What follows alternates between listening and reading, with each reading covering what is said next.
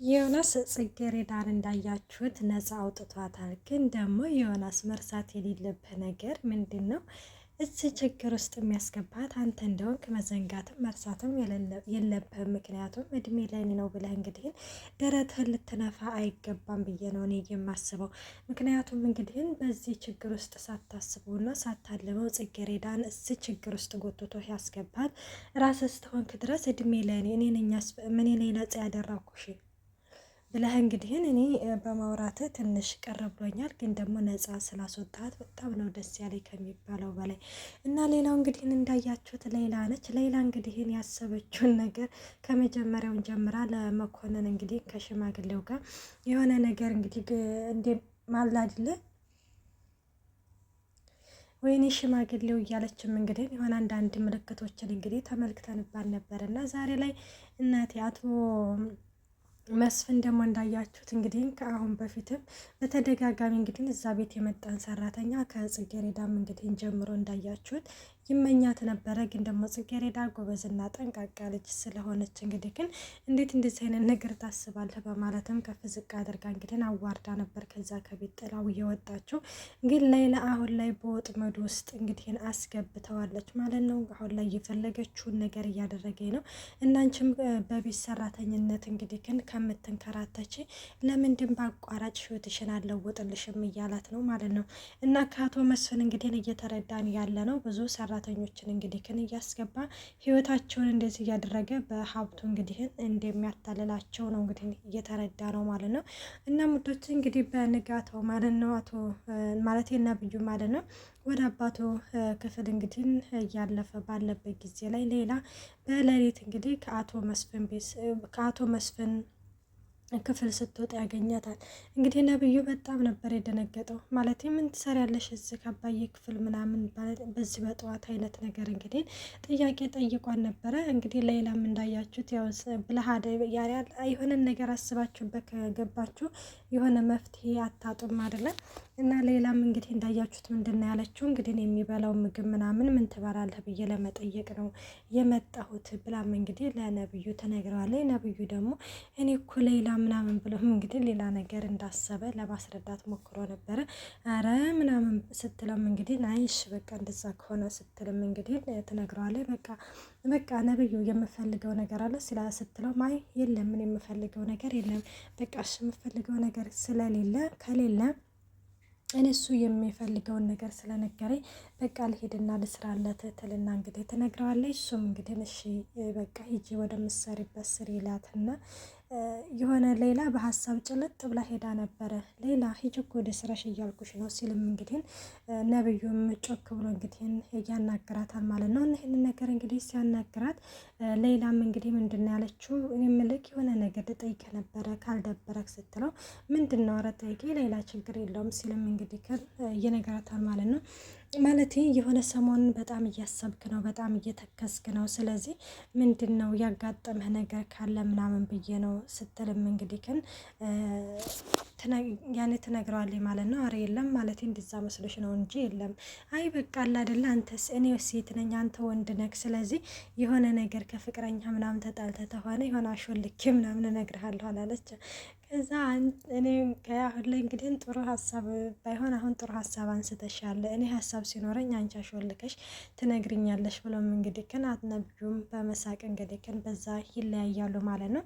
እንግዲህ ከተለያዩ በኋላ ማለት ነው መኮንን እንግዲህ ለነብዩ ደውሎ የጽጌረዳን ነፃ መሆን እንግዲህ ግን እየነገረው ነበረ።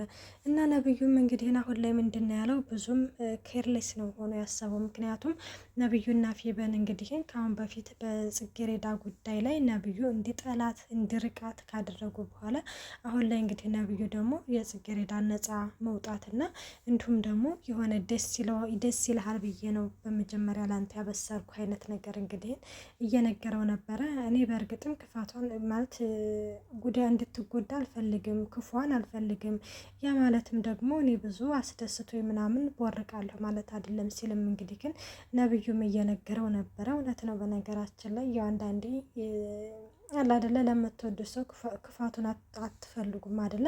ግን ነብዩም ደግሞ ይሄንን ያለበት ምክንያት እንግዲህ ግን እነሱ ያሉትን ነገር እሱ አድርገዋለች ከሚለው አንጻር ነው እንጂ እንግዲህ ጠልቷት አይመስለኝም። ሰላም ጤና ይስጥልኝ ውድና የተከበራችሁ የቻናሌ ቤተሰብ እንዴት ናችሁ? ደህና ናችሁ? ያለው እግዚአብሔር ይመስገን።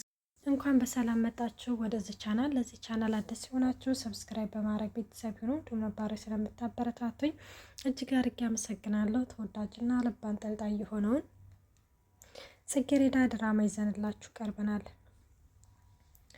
እንግዲህ ነብዩም ደግሞ ምን ብሎ ይጠይቀዋል? ቆይ አንተ ግን እንዴት አወቅክ? ማለት ነጻ መሆኗን ማን ነገረህ? ብሎም እንግዲህ መኮንንን ሲጠይቀው መኮንን በመደንገጥ እንግዲህ ምንድን ነው ያለው? እንዴ ማን ይነግረኛል? ራሷ ነች የነገረች ሲልም እንግዲህ ለመኮንን ይነግራል። እንግዲህ መኮንንም እንዳያችሁት ማለት ነው ክፍል ከሆንክ ምናምን ቶሎ ልምጣዊ ሲለውም እንግዲህ አይ ማለት እኔ የሆነ ስራ አለብኝ እሱን ለመስራት ነው ከክላስም ቶሎ የወጣው፣ ስለዚህ በሌላ ቀን እንገናኛለን ይለዋል ማለት ነው። እንግዲህ መኮንን ማለት ነው ከነብዩ ጋር መገናኘት እንግዲህ ግን ስላልፈለገ ብቻ የሆነ ሌላው እንግዲህ ከኖቶች እንዳያችሁት ዘርፌ ነች። ዘርፌ እንግዲህ ከአሁን በፊት ማለት ነው በተደጋጋሚ ጸጉሯ እየተነቀለ በአፍንጫዋ ደም እየወረደ እንግዲህ እየነሰራት እንመለከት ነበረ ማለት ነው። እናም እንግዲህ አሁን ላይ እንግዲህ ያው በተደጋጋሚ እንግዲህ እነዛ ምልክቶች እንግዲህ ለምንድን ነው ብላም እንግዲህ የሆነ ብዙም ቦታ አልሰጠቻቸውም። አሁን ላይ አላደለ ያው በድንገት እንግዲህ ግን ወደ ድሮ ማንነቷ ተመልሳለች እና በነገራችን ላይ ወደ ድሮ ማንነቷ አላደለ የቅርብ ነገሮችን እየረሳች ልክ የኋላውን ነገር በቃ አሁን ላይ ራሱ እያስታወሰች ያለችው እነ ጽጌረዳ በህፃንነታቸው እንግዲህ ግን ወደ ትምህርት ቤት ሲሄዱ ምሳ ሲቆጠርላቸው በሰርቪስ ሲሄዱ ነው እንግዲህ አስቡት። ይሄ ነገር እንግዲህ ግን የድሮ ማንነቷን እያስታወሰች ነው ማለት ነው። ያ ማለት እንግዲህ ውዶች አሁን ላይ ወይዘሮ ፍቅርት አሁን ላይ እንግዲህ ምንድን ነው ያለችው? የሆነ ሁሉንም ነገር በረሳሽልኝ ምን አለ ያኔ ከነ ሚስጥሮቼ ዝም ብት እያለች ነው። ይሄ ነገር ደግሞ ወይዘሮ ፍቅርተ ለእሱ አደጋ ነው እንጂ የሚሆንባት ግን በፍጹም ጥሩ ይሆንላታል ማለት አይደለም። ምክንያቱም ዘርፌ እያስታወሰች ያለችው የድሮውን ነው እንጂ አሁን የቅርብ የተፈጠረውን ነገር አይደለም ማለት ነው። አያችሁ እያስታወሰች ያለችው የድሮውን ነው። ስለዚህ ወይዘሮ ፍቅርታ በቶሎ ብላ እንደውም ዘርፌን ብታሳክምና ጤነኛ ብትሆንላትና ሚስጥሯን ብትደብቅላት ይሻላታል እንጂ እንደዚህ ከሆነ የመርሳት ችግር አጋጠማትና ሚስጥሮችን በሙሉ እንግዲህ ግን በቃ ተቀበሩ ብላ እንግዲህ መደምደም የለባትም ብዬ ነው የማስበው።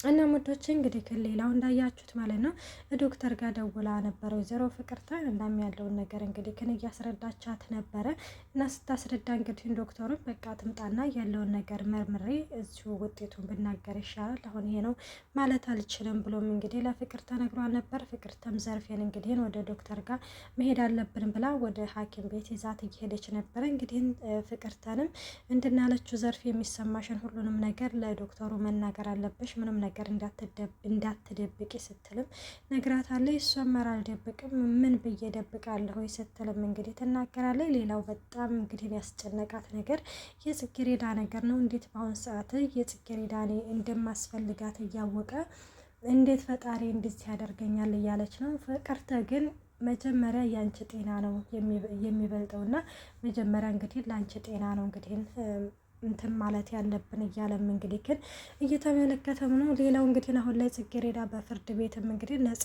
መሆኗን አውጃለች።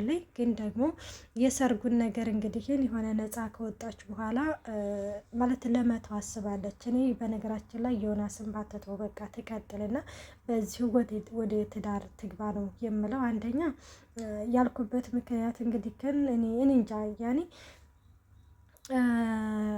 ይሄ ማን ነው ዮናስ ማለት ነው። እኔ የሚወዳት ይመስለኛል እንግዲህ ግን በእርግጥም እንግዲህ ከመጀመሪያውም እዚህ ወጥመድ ውስጥ እንግዲህ ባያስገባት ኑሮ ብዬ ነው እንግዲህ የማስበው። ሲቀጥል ደግሞ እንዳያችሁ ሽጉጥ ይዛለች ጽጌረዳ፣ በፍጹም መሳሳት የለባትም ብዬ ነው የማስበው። ምክንያቱም እንግዲህ ሽጉጥ ይዛለች እንግዲህ ዮናስ ላይ ለመተኮስ ነው እንግዲህ ያን ሽጉጥ ያዘችው አይደለ እና ከዮናስ ጋር ባትጋጭ ብዬ ነው እኔ በራሴ የማስበው ማለት ነው። እንግዲህ ዮናስም እኔ ሰርጉን ነገር እንግዲህ ፕሮግራም ፕሮግራሙን ጀምሬያለሁ፣ ለቤተሰብ ተናግሬያለሁ፣ ሽማግሌ ሰሞኑን እልካለሁኝ ብሏል ማለት ነው። እሷ ደግሞ ያው ለምንድን ነው እንደዚህ የምትቸኩለው? ይሄ ነገር ለኔና ለእናቴ በጣም አዲስ ነው፣ ስለዚህ ተረጋጋ ብለዋል። እንግዲህ ዮናስም ደግሞ ምንም መቸኮል የሚባል ነገር የለም እንደውም ዘግይቻለሁ እያለ ነው። እና ወዶቼ ጽጌረዳ ድራማ እንግዲህ ይሄንን ይመስል ነበረ። እንግዲህ ነብዩ ደግሞ ምን ይሆናል የሚለውን ነገር በቀጣይ ይዘንላችሁ እንቀርባለን። እስከዛው መልካም ቆይታ። አስተያየታችሁን በኮሜንት አስቀምጡልኝ። ባይ ባይ።